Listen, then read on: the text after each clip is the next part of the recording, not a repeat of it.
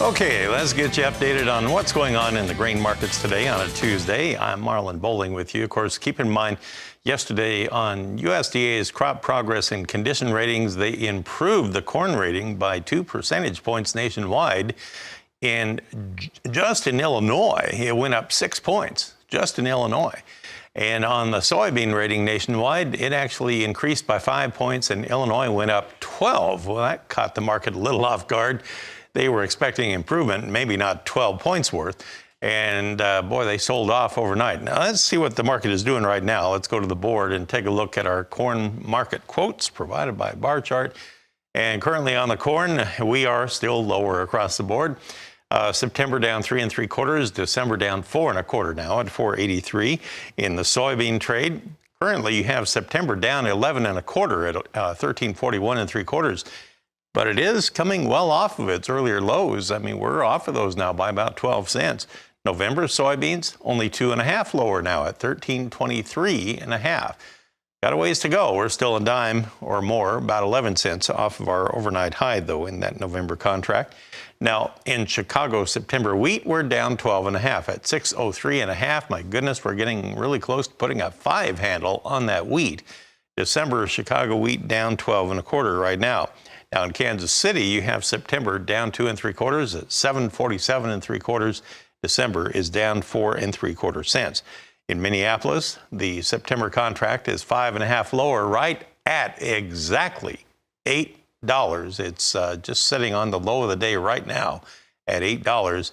One more, 1 or 2 ticks lower, and it's going to be in 7 handle territory there. Let's look at the cotton market, and in December cotton, we are now trading 99 points lower at 85.48.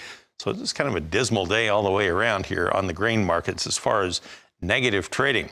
I want to bring in Ben Hushon for a ray of sunshine. He's with the mill. He's in Whitehall, Maryland, and he joins us right now. Well, the wonderful, effervescent Ben Hushon. Ben, what do you have for us here this week to cheer everybody up? Good morning, Marlin. That is one of the easier acts to follow, I have to admit, reading off all those numbers. And honestly, reminds me a little bit of last Tuesday when I talked to you, that we were just then beginning to recover from the terrific windstorm that came through, and pretty much can report that by the end of the day Friday, everybody had their electricity back. Still a lot of trees to clean up that fell out in fields, etc. But folks have just amazing how addicted we are to electricity, for sure. How did the crops fare after all that? You know, that's what was interesting. Confirmed that did not see any damage in crops. And anything, you could see stuff was wind whipped. But one of the things we're encouraging people to do, and especially after hearing what you described in the grain market, turn that radio off and get out in some of the fields you have. A lot of folks put out test plots. They'll try not just different varieties, but different practices. Some starter in furrow or not, trying somebody else's product.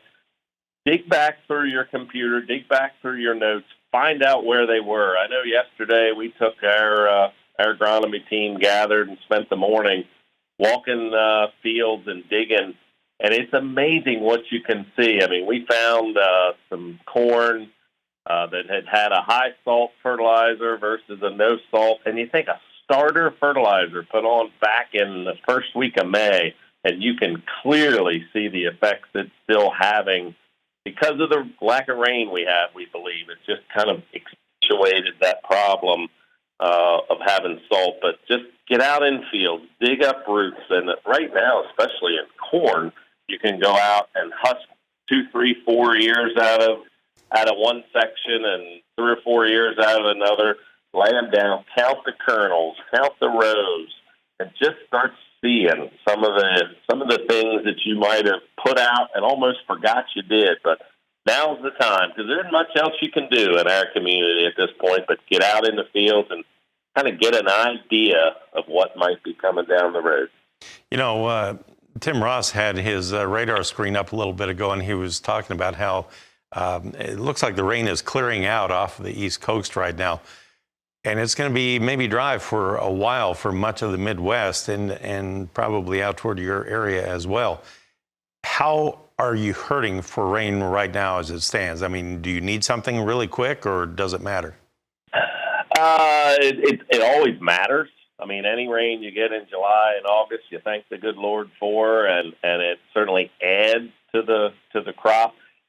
Yesterday, what we found: 113-day corn planted early April. Believe it or not, it's in the R5 stage. We were a little surprised. So it's begun to dent, just beginning to show signs of dent. So for silage harvest, we're 2 weeks away.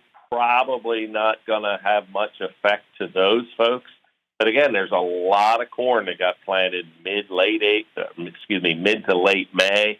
That absolutely needs rain. Some of the later flowering, certainly all the double crop soybeans certainly could use some rain. So we're not hurting. Everything's green and lush.